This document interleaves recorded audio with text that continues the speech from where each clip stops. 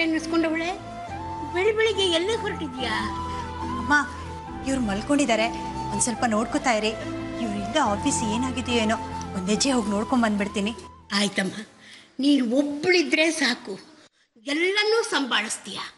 ಹೋಗ್ಬಿಟ್ಬಮ್ಮ. ಹಾಂ, ಬರ್ತೀನಮ್ಮ. ಆಯ್ತು.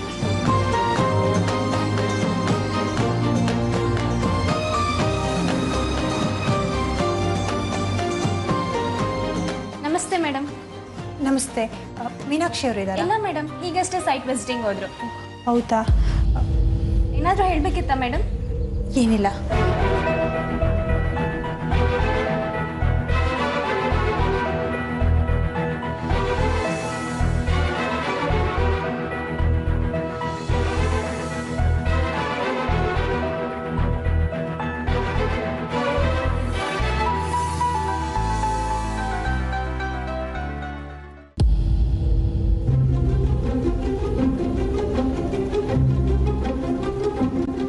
ಆಫೀಸಲ್ಲೂ ಇಲ್ಲ, ಬ್ಯಾಗಲ್ಲೂ ಇಲ್ಲ, ಮತ್ತೆ ಇನ್ನೆಲ್ಲ ಹೋಯ್ತು?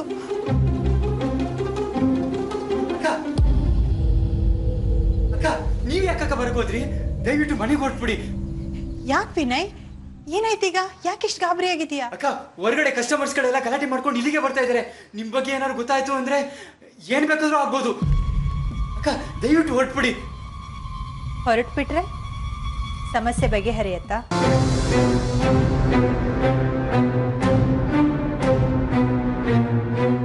ಬೇಡ ಅಕ್ಕ.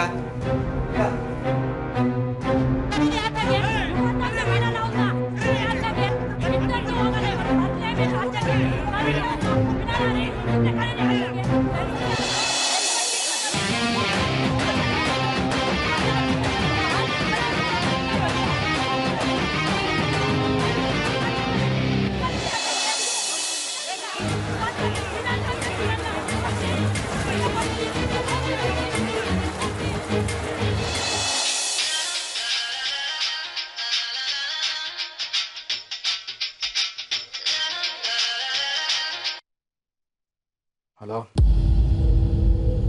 ವಾಟ್? ಯಾಕೆ ಹೀಗೆ ಕೂಗಾಡ್ತಾ ಇದ್ದೀರಾ?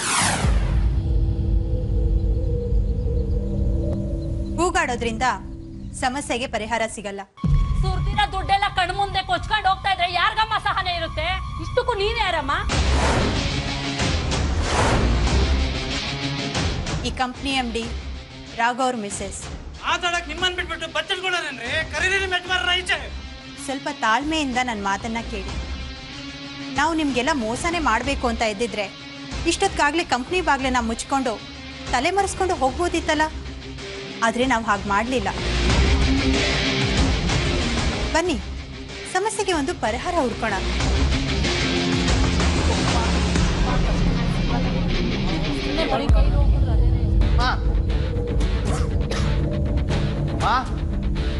ರಾಘವ, ಯಾಕೋ ಹೀಗೆ ಕಿರಿಚ್ಕೊಂಡು ಬರ್ತಾ ಇದೀಯಾ?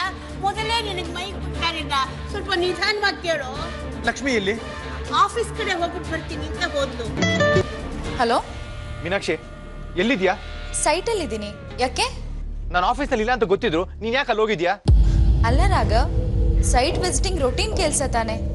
ಇದೇನಿವತ್ತು ಹೊಸದಾಗಿ ಕೇಳ್ತಾ ಇದ್ದೀರಲ್ಲ? ಲಕ್ಷ್ಮಿ ಆಫೀಸ್ಗೆ ಹೋಗಿದ್ದಾಳೆ. ಅಲ್ಲಿ ಕಸ್ಟಮರ್ಸ್ ಬಂದು ಗಲಾಟೆ ಮಾಡ್ತಿದಾರಂತೆ.